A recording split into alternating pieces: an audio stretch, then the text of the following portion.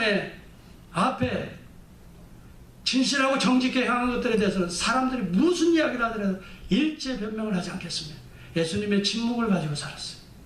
그분은 당시의 선지자입니다.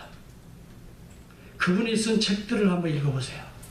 저는 많이 도전을, 그분이 쓴 같은 거짓이냐 참이냐는 책이 있어요.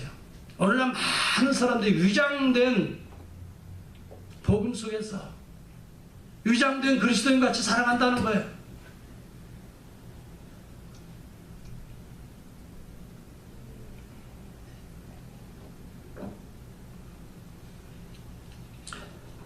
빌라도는 자기의 생각도 이렇게 틀려지는 걸 알 수 있습니다.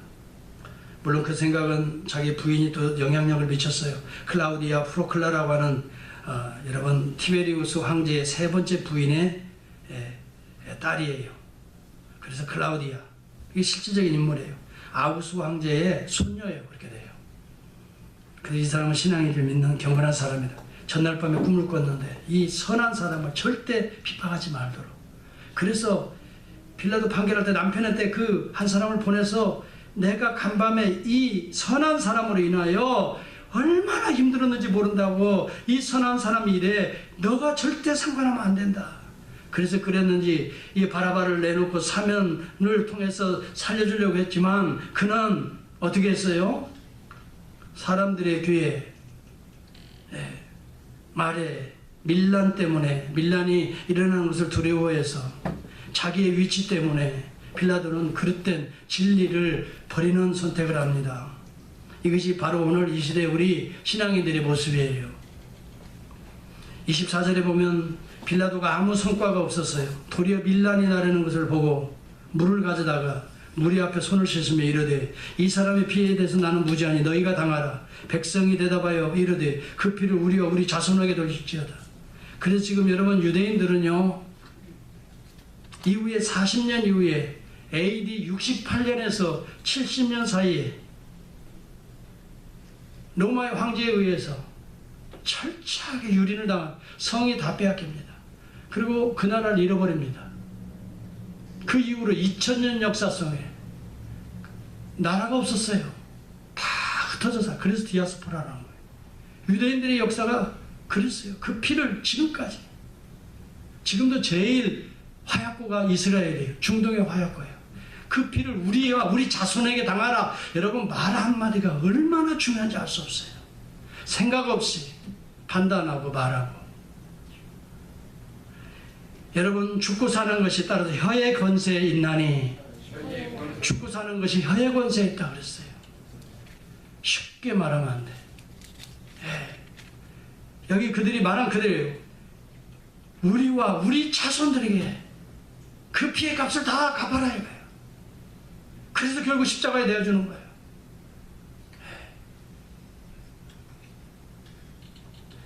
참 유대인의 역사에 보면 너무너무 놀라워요. AD 70년 이렇게 성을 에워싸고 이들이 예수 그리스도를 죽인 그 피의 값을 어떻게 받는가, 이미 신명기 28장에 다 예언되어 있어요. 이 전국에서 내 모든 성읍을 에워싸고 내가 의뢰하는 바 높고 견고한 성벽을 다 헐며 내 하나님 여호와께서 내게 주시는 땅의 모든 성읍에서 너를 에워싸리니 내가 대적에게 에워싸이고 맹렬히 있어서 곤란함을 당할. 여러분, 신명기 28장 52, 57절이에요. 그래서 결국 AD 68년 70년에 로마의 장군이었던 베스파니우스 장군과 그 아들인 디도 장군을 통해서 나중에 베스파니우스 장군은 황제가 됩니다. 그런데 당시에 이 역사를 보면은 68년도에 성을 쌓아요. 에워쌌어요. 반란이 일어나는 걸 두려워했던 로마 정예군대가 와서 에워쌌어요. 근데 그때 갑자기 어떤 일이 일어나냐면 로마에 정변이 일어났어요. 로마 내에. 그래서 네로 황제가 죽습니다. 그 시대예요. 네로 황제가 죽어서 이 사람이 잠깐 그 부대들이 철수했어요. 왜? 정변을 이 안에서 내란을 수습하기 위해서 철수했더니 유대인들은 자기들이 이긴 줄 알고 계속 함성을 부리고 우리가 승리했다고, 하나님의 승리라고 자축하고 있었는데 그때 예수를 믿는 그리스도인들이 있어요. 그리스도인들. 이 사람들은 예수 그리스도가 이게 AD 68년 이야기입니다. 예수님이 AD 33년에 돌아가시잖아요. 우리가 대충 역사를 따지면. 그러면서 예수를 믿는 사람들은 하나님의 말씀에 대해서 성을 애워싸면 너희에게 정변이 일어나고 하나님의 심판이 일어난다는 것을 예언을 우리 주님이 그대로 썼어요. 뭐라고 썼어요? 누가복음 21장 20절과 22절이에요. 너희가 예루살렘의 군대들에 의해서 애워싸는 것을 보거든 그 멸망이 가까운 줄을 알라. 그때 유대에 있는 자들은 산으로 도망할지며 성내에 있는 자들은 나갈지며 촌에 있는 자들은 성 안으로 들어가지 말지어다. 이 날들은 기록된 것을 이루는 형벌의 날이니라. 그래서 그때 애워쌀 때 그리스도인들은 이 말씀을 믿고 갑자기 그 군대가 철수하는 바람에, 아까 왜 철수하는 이유가 있었지요? 네로 황제의 자살해서 죽지 않습니까? 그것을 틈을 타서 이제 정변이 일어나는 그것 때문에 철수하니까 이 사람들이 이때다 하고 그리스도인들은 이 성 안에 있는 그리스도인들 전부 다 빠져나왔어요. 이 말씀 그대로 믿었어요. 그래서 그리스도인들이 그때 죽지 않는 거예요. 그런데 그것도 모르는 사람들은 예수의 말, 이 누가복음 21장의 말씀을 모르는 사람들은 그대로 자기들이 이겼다 그랬는데 2년 안에 다시 네로왕 누구예요? 디도 장군이 돌아요. 그래서 그들을 가두어서 죽이는데요. 말씀 그대로 기온산에서 흐르는 물이 이것을 막아버려요. 그리고 완전히 첩첩이 쌓아버려요. 그래서 나중에 먹을 것이 없어요. 양식이 떨어져요. 성 안에 있는 자들이 먹을 것이 없어요. 다 굶주려요. 나중에 사람을 참, 내 아비가 양심도 없이 자녀들을 뜯어먹을 것이며 신명기 28장의 내용들이 그대로 이루어지는 거예요. 그 안에서 그런 일들이. 그래가지고 나중에 디도 장군이 성문을 치고 들어갈 때는 아무 사람도 저항하는 사람도 별로 없고 그대로 죽는 건데 그때 죽은 사람들이 110만 명이에요. 아시겠어요? 포로 잡은 사람이 10만 명밖에 되지 않았어요. 따라서 하나님의 말씀은 그대로 이루어진다.